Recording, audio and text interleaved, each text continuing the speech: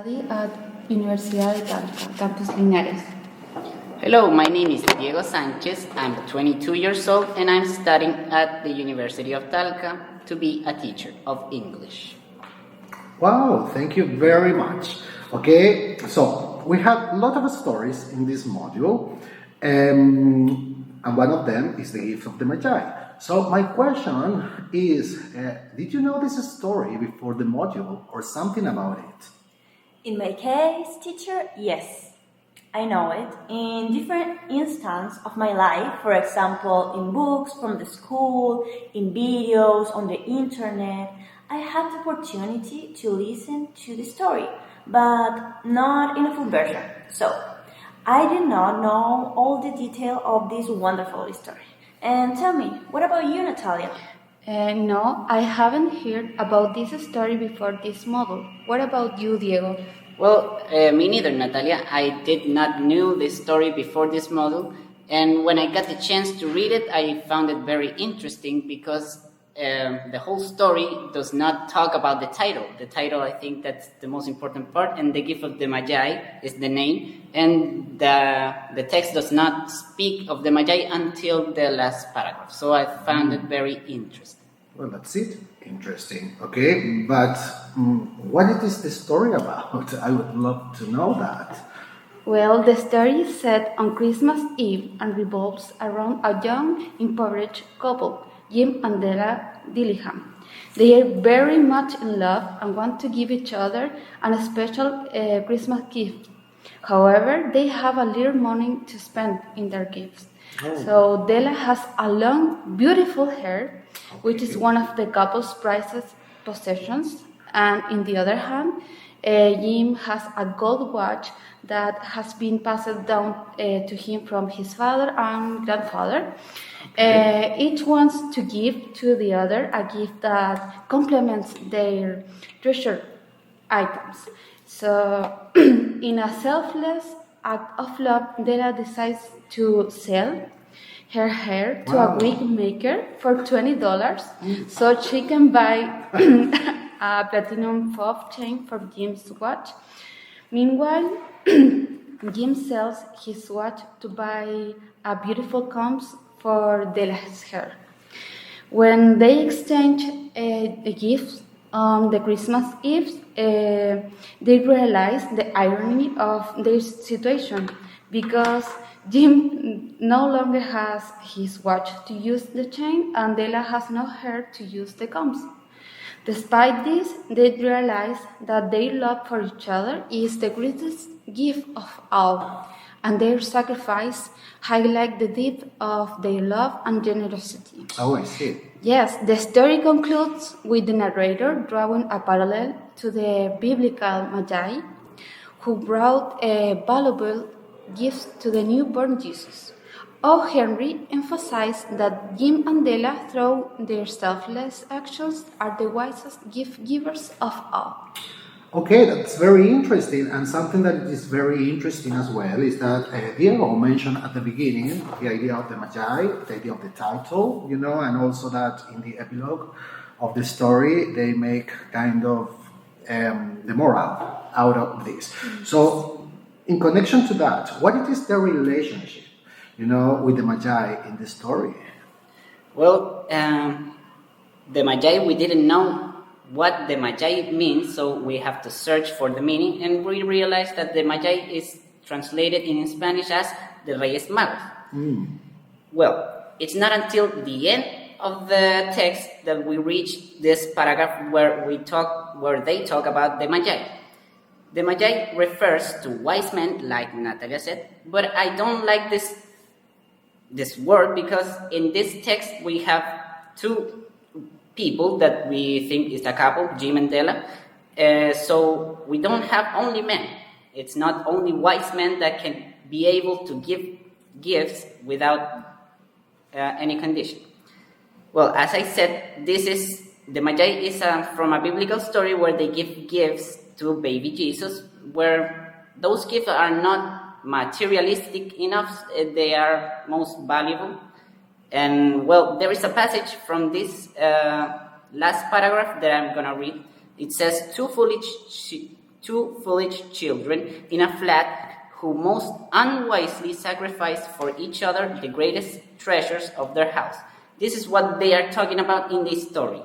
They gave out a part of themselves to exchange it for the happiness of the other, giving one another something that they think it's really valuable. And that is the relationship that they got with the Magi, because the Magi's are wise people that are willing to give without any restriction.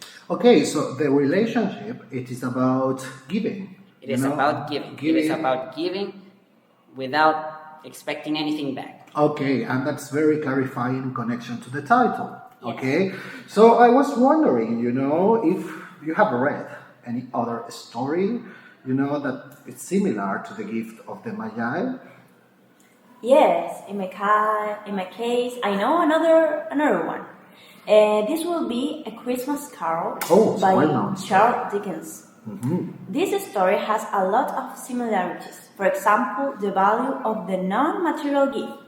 This one tells the story of Ebenezer Scrooge, a miserly old man who despises Christmas.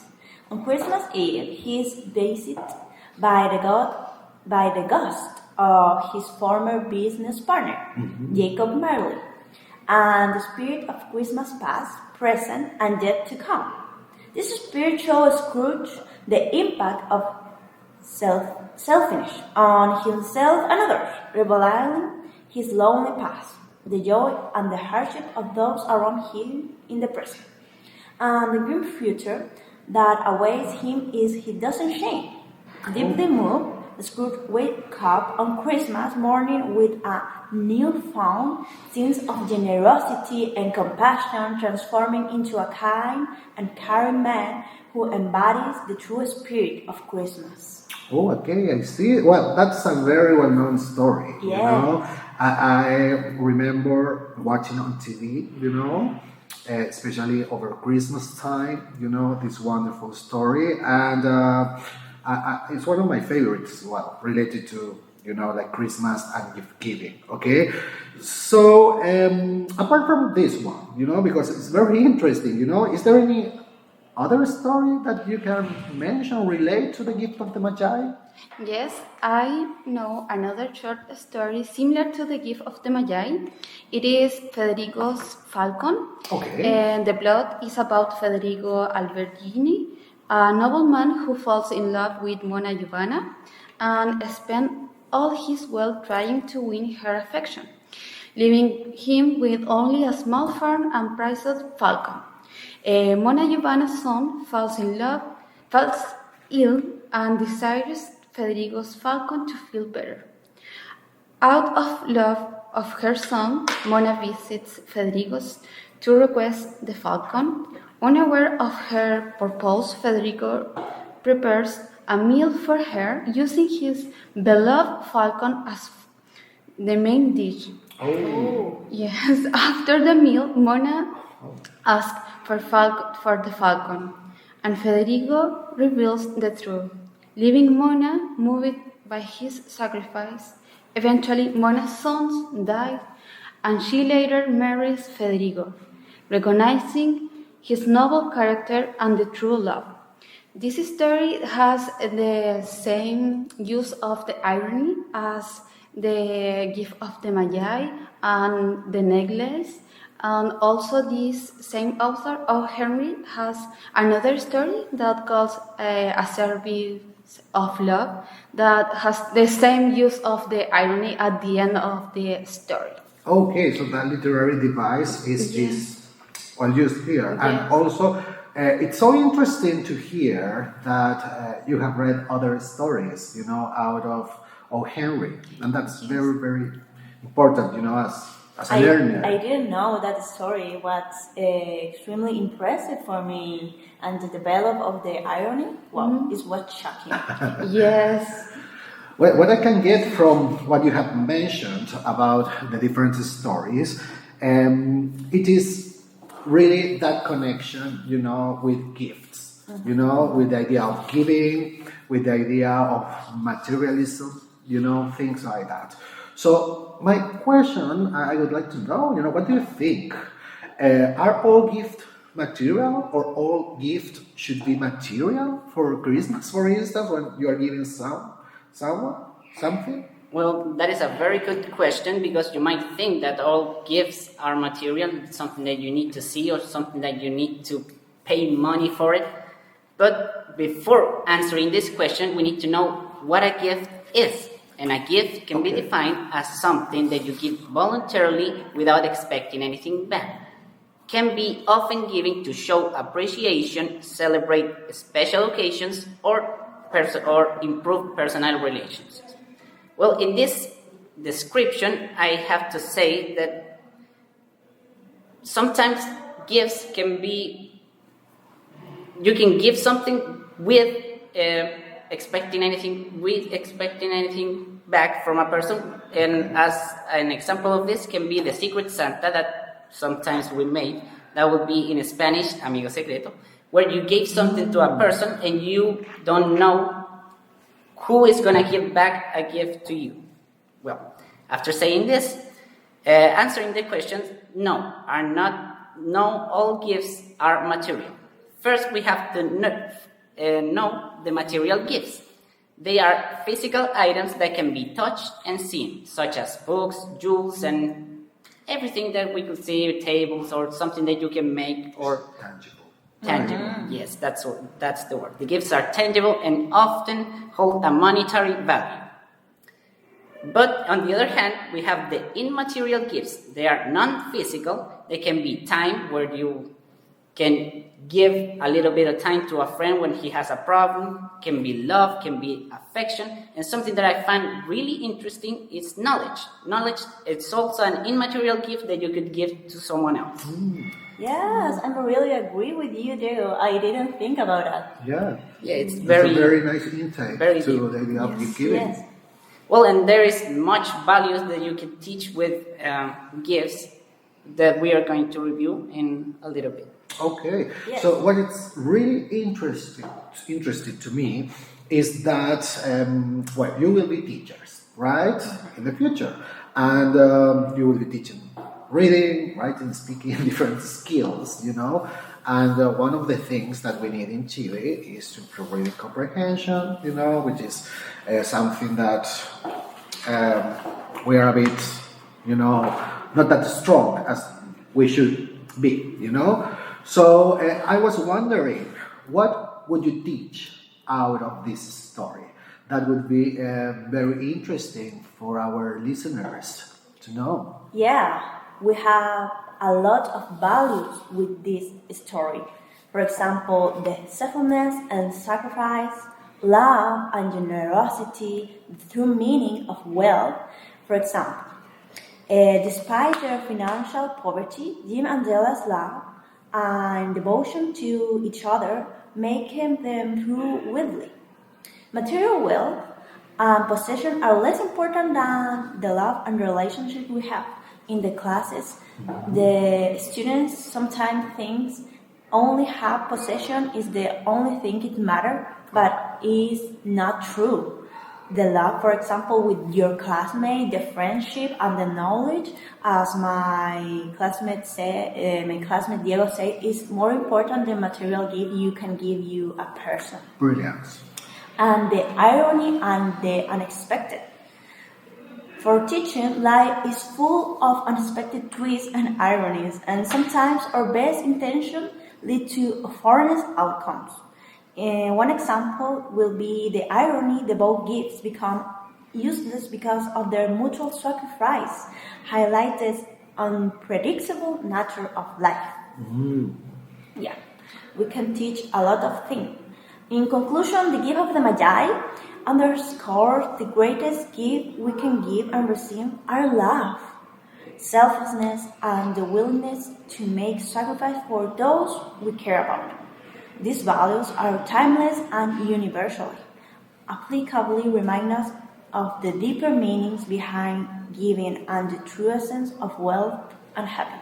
Okay, so I can say that you can definitely teach with this story, Obviously, we can teach all. Natalia, What kind of level are you thinking? I'm thinking in all levels. Okay, Okay, that's so interesting because that makes it very We can contextual. adapt the story to all levels. We can teach in more simple way to, for example, first grade to seventh grade to the secondary school. We can adapt. All the texts are adaptable. Okay, so by considering that, okay, how can, in a sense, or how does the story, can show this idea of gift giving in this Chilean context? Well, we cannot be 100% sure, but based on the experience that we have and based on the conclusions that we reach, it is perceived in our country as something necessary to bond with people and to improve and create or make better relationships with other people. But here we have many different points of view. Here we are going to talk about kids, teenagers, and adults, or the oldest adults that we call grandparents, because for these three sections, gift giving is perceived as something different. Because for a kid, it is just expecting a gift from your parents, from all the people that love you, and just that, not expecting to give something from yourself to another person. Well, in terms of teenagers, we can see that, well, we are going to divide these teenagers in between the 14 years old onwards until we get the oldest people. But in this section, we can see that these people try to give gifts because of the value that they have, not because of the monetary thing that you could give to another person. And then we have the adults, the grandparents, that here in our society we can see that they are the ones that are most worried about the value of the gifts, not as much as the teenagers. Oh, So at the end we can get the meaning of a gift, but we do not look deeper in the values that they carry on. So as a conclusion, we can say that this is something necessary in our country, not mandatory, but necessary to keep improving in our society. I see, and I can see as well that relates a lot to cultures. That's very dependent of each country's culture, the idea of gift giving. So, Natalia and Ana Camila, what can we say about that? What do you think about that? Well, the practice of gift giving can vary depending on the different cultures. For example, for most Chinese people, gift giving is a very universal phenomenon in the social daily life, and people usually send gifts to each other on the festivals, weddings, birthdays, and some important days. For example, when spring festivals comes, it is common for the sons and daughters to visit their parents or some senior relatives by taking some gifts such as wines, rice, cooking oils, fruits, or something for gift. And the grandparents tend to get their gifts, lucky money, ready for their grandsons or granddaughters as early as possible before the spring festivals. They call lucky money to the money that they give to their grandsons. And in contrast, for example, here in Chile, we just give gifts in important occasions like births or for the Christmas. But for them, it is more like something into the daily, Life, practices yes. of them. Wow, very nice. It's different than us. I'm going to talk about the culture of giving in the United States. Okay. Exactly in New York. Oh. Like the development of the tech, the gift of the Magi. Okay. In New York, the culture of giving is vibrant and multifaceted, driven by individual philanthropy from wealthy and middle-class residents. The New Yorkers are extremely individualist, so they try to give to the other ones. In other cases, the extensive corporate social responsibilities initiative and a strong network of non-profit organizations and foundations. The religious institutions and community centers play significant roles in charitable activities. High probably charity events and only crowdfunding campaigns are common methods of fundraising.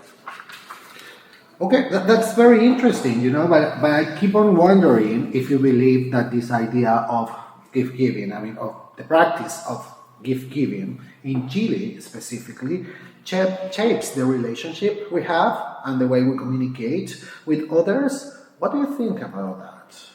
It does shape the way that we communicate and we have relationships with other people, because practicing gift giving enhance communication and reinforce relationships. First, in terms of communication, can fix maybe a relationship that is not being communicative, and we have seen many cases where people give something that is not as much valuable as they thought, but that can fix the problem of communication that they have.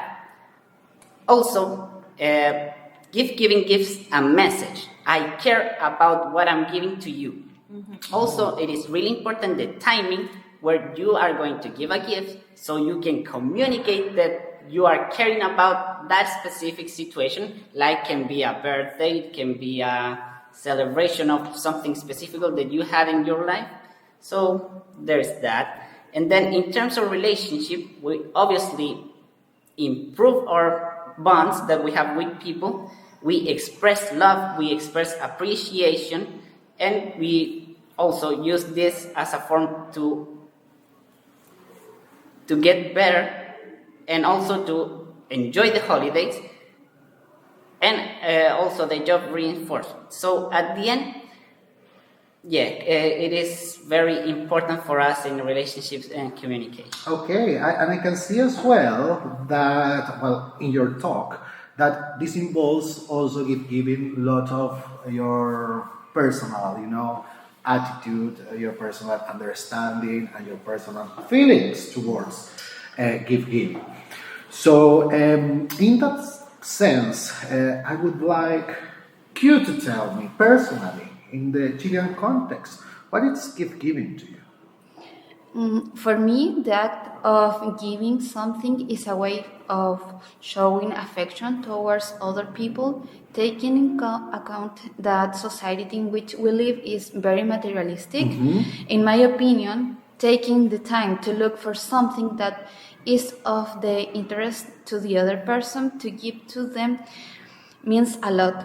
Not only the gift itself, mm-hmm. but also the time that was dedicated to the gift, because it doesn't necessarily have to be something material. And what will be your case, Anita? Okay, in my case, Natalia, mm-hmm. I agree with your answer, but not in totality. In this society, all is focused on how much you can expend in a gift. Mm. The most important thing is out of the material, out of the physical touch. Like in the book of The Little Prize, I keep in mind this phrase: the essential is invisible to the eyes. The most significant gift you can give a person is true love, patience, time, honesty, and comprehension. One example of this is our friendship. The three of us don't care about the material things. The only thing we expect from the other is to be there when he or she needs. Diego, tell me about you. What do you think? For me personally, is seen as detail. Does not mean money. It means time, places, or memories.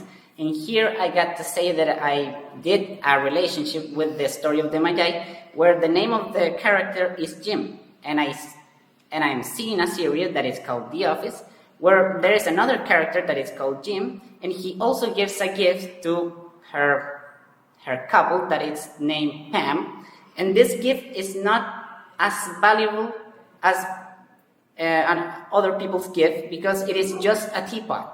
The teapot has a really deep meaning for them, because that teapot was when they were having a great moment at some point. The teapot also includes some things that they live in some point, situations where they really share love, affection.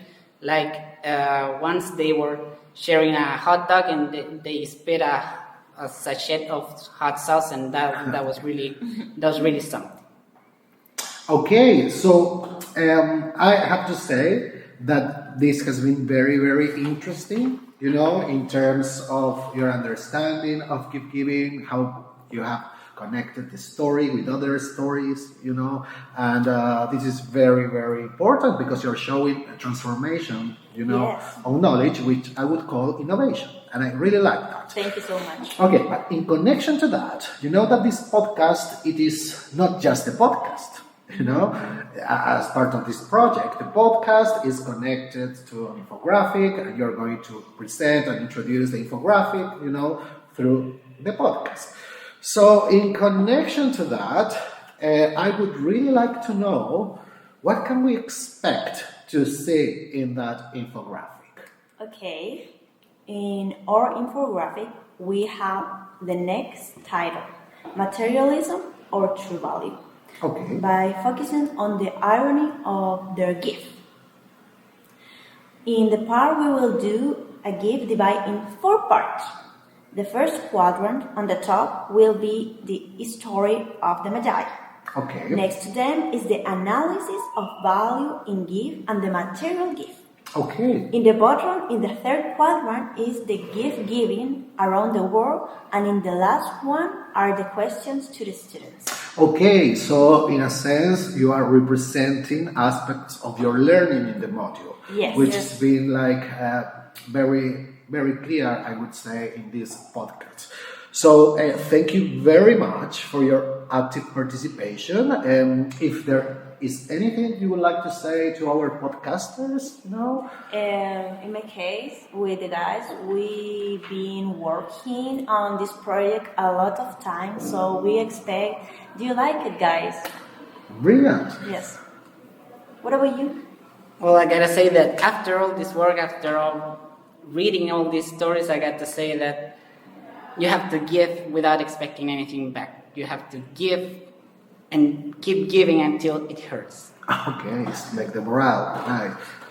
And I just want to say thank you for listening to our podcast. And I want to add the best gift I ever had. All we ever had Okay. is to be alive and be here in the present. That is the reason of present. Be here. Okay, that's so nice. Thank you very much, and we may see you later. Bye bye. See you. Ok, chiquillos, los felicito. Salió muy bien. Muchas gracias. Muy bien. Me salió muy bien. Así que, congratulations. Yo estaba enojada por la luz, me paraba. No, pues no hay nada que hacer. Sí, la luz me da rabia. Me gustaban los otros focos, pero estos se supone que son como económicos y que... Vamos a pedir una de esas aspiradoras que limpie para que no haya movimiento. Sí. Hello. Welcome. Venga, justo aquí el colegio. Antes, aquí me tengo sus scripts. ¿Me lo enviaron? Sí. Sí. Se lo apunté a la entrega del borrador 2. Así. ¿Y no hubo cambios en ese script? Sí, hubo unos cambios. Ya, déjame- Leímos lo que nos dijo y marcamos de mejor manera las partes que había que marcar. Ni un problema. ¿Me lo pueden enviar de nuevo si es que no lo encuentro? Sí, no hay problema. Oye, esa era tuya, Pero... ya no me Ya lo había impreso. Ya, chiquillos, bueno, se entiende la infografía hasta las 7. En el campus ahí está el link. Sí, pero del tiempo, depende. Por Closing favor, word. pueden Closing subir word, la repones el podcast, se lo puede enviar hoy día. ¿Ya? Ya.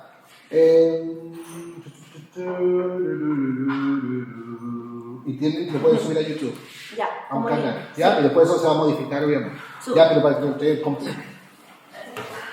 Tengo mi notita aquí que es mucho más. Ya, chiquillos, nos fuimos. Voy a entrar al Google Profe y se lo digo. Sí, bueno, si tienen internet, si necesitan internet, yo les explico. Acompáñame a dejar a la casa con nosotros. A ver, correo.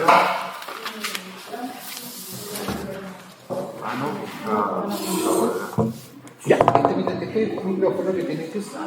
No tienen que hablar aquí, tienen que hablar normal. Ya, y fuera. Sí, se va a grabar, pero súper.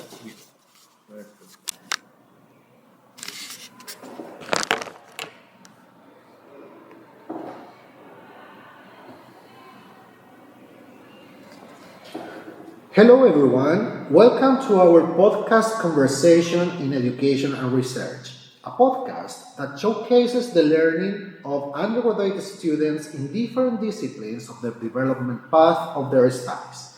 This podcast and infographic are part of the ESET project involving students from Universidad de Chile, Talca and Los Lagos. In this first series, we will talk about the main learning out of the module, Learning of English through Literature Studies.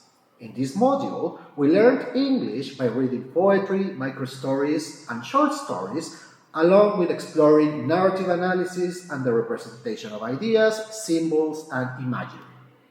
This module was taught in the 5th semester of the English as a Foreign Language Secondary Education program at Universidad de Talca. In this podcast, we will experience a journey into our emotions in moments of separation or loss, where we will identify them thanks to an ironic satire called The Story of an Hour. For this, we have two speakers, Krishna Cisternas and Benjamin Lecaros, third-year students of English pedagogy for secondary school. So, welcome Krishna and welcome Benjamin. Hello everyone, I hope you're having a good day. My name is Krishna Cisternas, I'm 22 years old. I'm in my third year of English language teaching program at the University of Talca. Good morning, everyone. My name is Benjamin. I'm 21 years old, and I'm in my third year of the English language teaching program at Universidad de Talca. Okay, brilliant. So, before we start, I think that we need to set the context, right? We need to set the ideas where our conversation is going to be based on. So, I would like to know something about the story, okay? The story we will be working, maybe a summary or the main ideas of The Story of an Hour by Kate Chauvin. The tragedy shocks the Mahler family with the news that Mr. Mahler had passed away in an accident.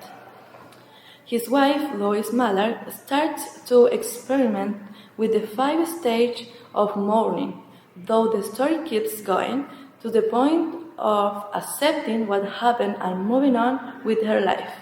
But the irony will be present, causing serious consequences. Oh, I see. So, well, you're talking there about suffering a pain separation or loss, at some point. Okay, so have you ever, any of you, suffered, a painful separation or loss? I have never lost a beloved human, family member, or friend, but I lost a pet that I loved dearly. Oh. When I moved to Talca several years ago, my little dog named Canelita stayed at my parents' house. One night, Canelita went out of my parents' house and was hit by a car. Nobody noticed, but the next day I went to my parents' house and I didn't find her. Sadly, I went out to search for her and I found her dead. It was a bit hard that I had never felt in my life. Went through a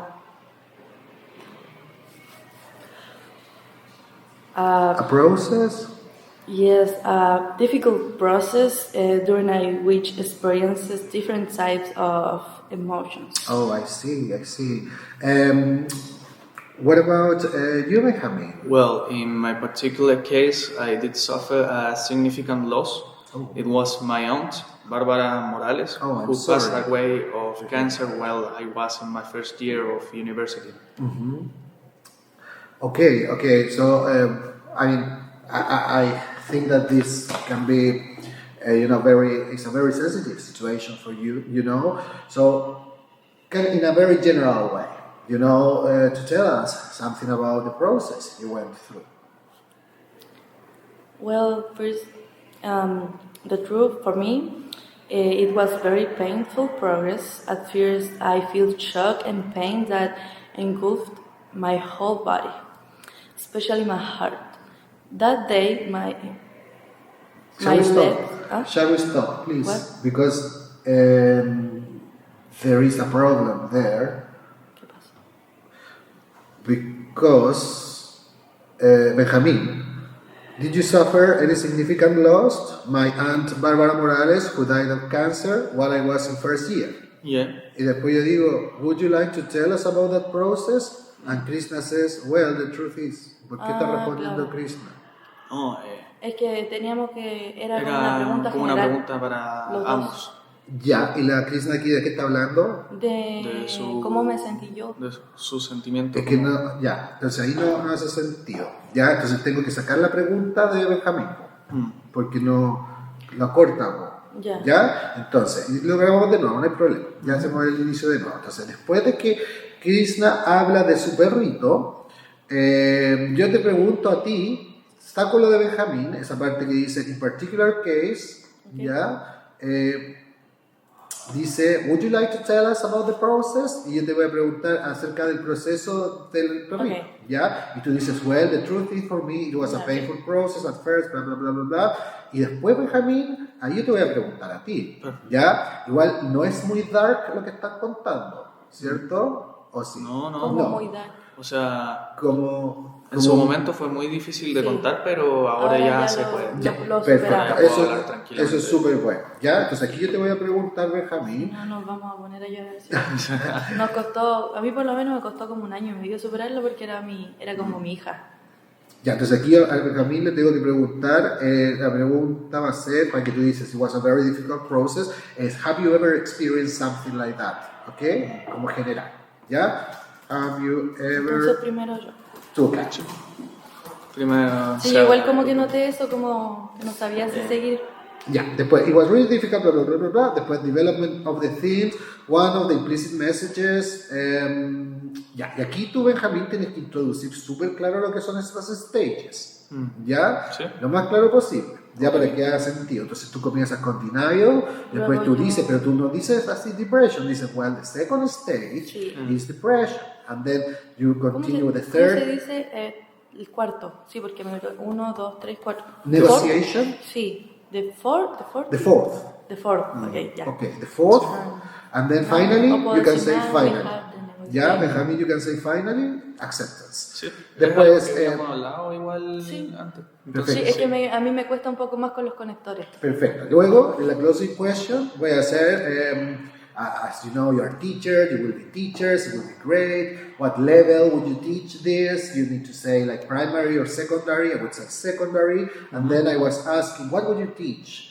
What is the teaching, sorry, of this story? The teaching of the story, yeah, teachers. And then, did you like the story? Eso lo Okay. digo yo sola. Yeah. Ahí la Would you like closing to ending question of the es de story? Benja y la contingency question es mía. Y la última pregunta es la de la infografía. ¿Ya? Y esa se la voy a preguntar a cualquiera de los dos. What can we expect to see in the infographic? ¿Ok? ¿Qué esperamos ver en la infografía? Ustedes tienen que decirnos una idea de lo que va a ver. Va a haber colores, van a ver ¿qué vamos a enseñar en la infografía? ¿Ya? What are we expect to see? Esa te quedaría de perilla a ti. Infographic. Ahí entre los dos complementan, ¿ya? Dice, bueno, vamos a mostrar lo que hemos hablado principalmente, ¿ya? Ya, chiquillos, ahora sí esto quedó bien. Ahora ¿Ya? sí quedó más claro. Ya, entonces comenzamos. Mi primera parte no es necesaria grabarla porque yo después la edito, ¿ya? Pero voy a hacer, comencemos desde Krishna, ¿ya? Desde que dice hello everyone, Otra vez. ¿ya? Entonces, Ya. Ok. one, Hello everyone, I hope you're having a good day. My name is Krishna Cisternas. I am 22 years old. I'm in my 3rd year of English language teaching program at the University of Talca. Morning everyone, my name is Benjamin Legaros, I'm 21 years old and I'm in my 3rd year of the English language teaching program at Universidad de Talca. okay. Well, over the module, we have worked, as I mentioned before, with different stories. One of them is the story of an hour, and I actually very happy that you have decided to talk about this story, because I would say it's one of the most, I would say, interesting stories that I have read recently, and I would say most important ones as well. It deals with different topics, like gender issues, and it is something that was very advanced for the period of time. But to start, and to set the context of this conversation, it would be great if you can tell me something about this story, some kind of plot, summary, or something you would like to say. Well, the tragedy shocks the Mahler family with the news that Mr. Mahler has passed away in an accident. His wife, Louise Mahler, started to experiment with the 5 stages of mourning. The story keeps going to the point of accepting what happened and moving on with her life. But the irony will be present, causing serious consequences. Okay, wow. It's a very, I would say, sad story. Okay, so have you ever suffered some kind of painful separation or loss, as you have mentioned in here in the plot of the story? I have never lost a beloved human, family member, or friend. Okay. But I lost my pet that I loved dearly. Oh. When I moved to Talca several years ago, my little dog named Canelita stayed at my parents' house. So one night, Canelita went out of my parents' house and she was hit by a car. Nobody noticed, but the next day I went to my parents' house and I didn't find her. Sadly, I went out to search for her and I found her dead. It was very hard that I have never felt in my life. I went through a difficult and heavy process during which I experienced different types of emotions. Oh, I can see. I'm very sorry to hear that. Cinnamon should have been a very nice dog, I would say. Okay, so you're mentioning something about the process. Okay, I don't really want to touch some kind of sensitive issues in you, but would you like to tell us something about the process you went through? Well, the truth is, for me, it was a very painful process. At first, I felt shock and pain that engulfed my whole body, especially my heart. That day, my legs trembled a lot throughout the day because of my emotions. I realized I went through a moment of strange anxiety as I reflected on my past. Over time, the pain became less intense, but it took me more than a year to overcome it. Okay. I thank you for sharing that experiences with our listeners.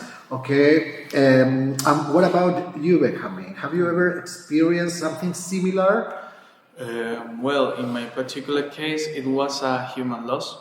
Was my aunt, Barbara Morales, who passed away of cancer while I was in my first year of university. Okay, I'm sorry for that.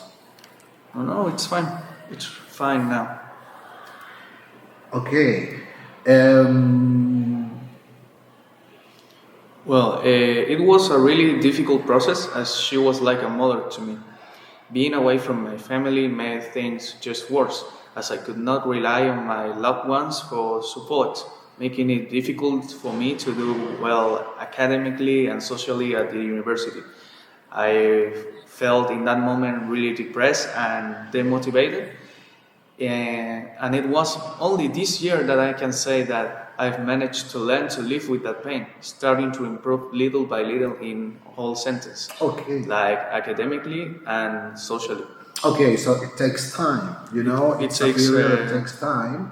Yeah, it takes really time, but when you go through that process, it's really satisfactory that you can manage to deal with your life and keep going with that really, really awful pain. Okay, I also understand that as it is a process, it should, in a sense, have stages. Okay, it should have like different, separating stages in this process for healing your soul, your pain, and everything. So, are you aware of that? Yeah. It was noticed that in the story also, as one of the main implicit messages that we could find in the text was the process of mourning manifested by the protagonist, Louis Maillard. Okay. The grieving process consists of 5 phases according to psychiatrist Elizabeth Kubler-Ross. Okay. So these stages are first, the denial is when the person can't process the loss. So it's common to deny the truth.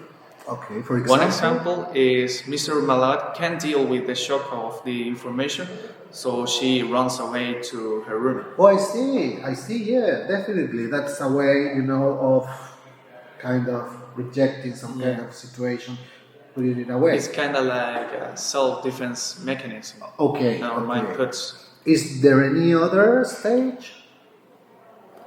Well, the second stage of mourning is depression.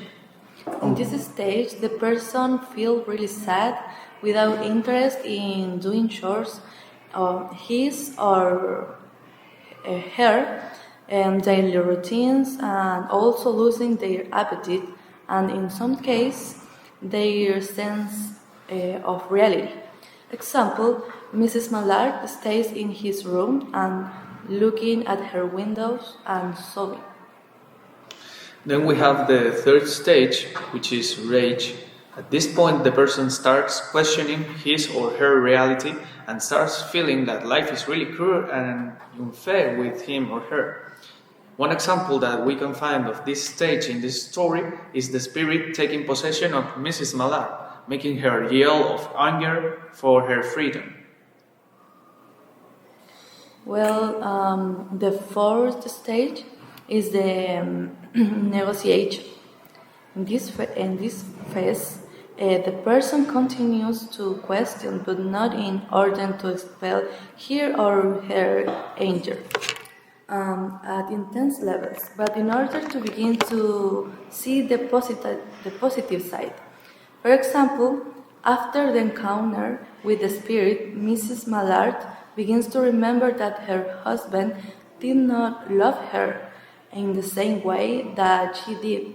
That perhaps all is not lost with the news. Finally, we've got the acceptance, when the person feels freer because he or she learns to carry the pain after the loss and does not see it as something negative, but as a necessary learning for the fragility of life.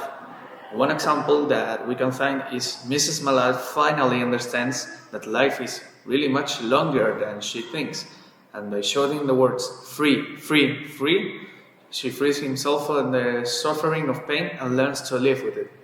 Okay. So I can see that you had created kind of experiential relationship between the story and your lives in connection to those 5 stages. And I think that that's been really clever, in terms of your future way of teaching, transforming information and things like that. So in connection to this, you will be teachers, okay? In about a couple of years, the two of you will be teaching, and we will be teachers. So in that connection, what would you teach out of this story? Or would you teach with this story? And at what levels would you do that? Can you tell me something about that?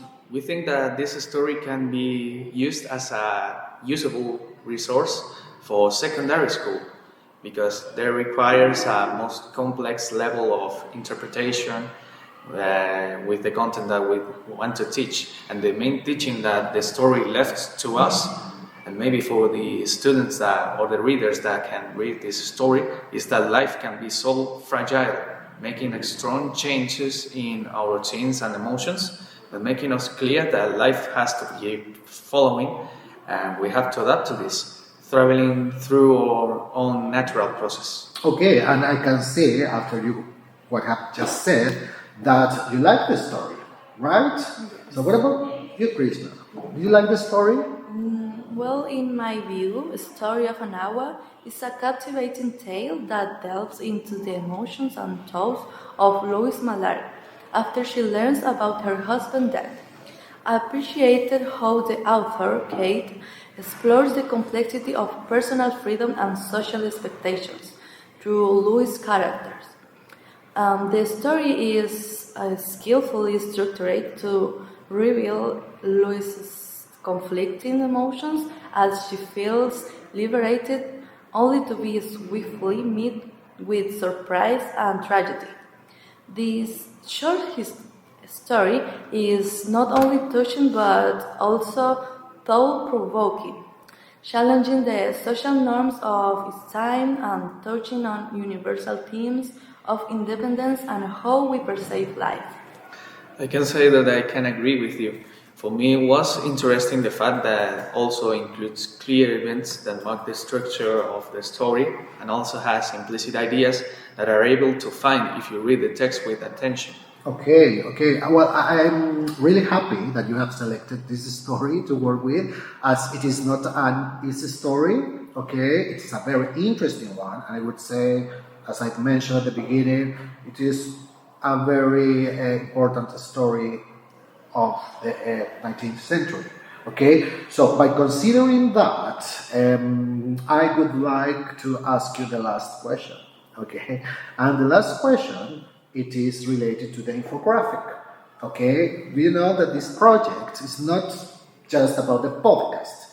It is about creating a visual representation of your learning out of the module and talking about, something that you have learned.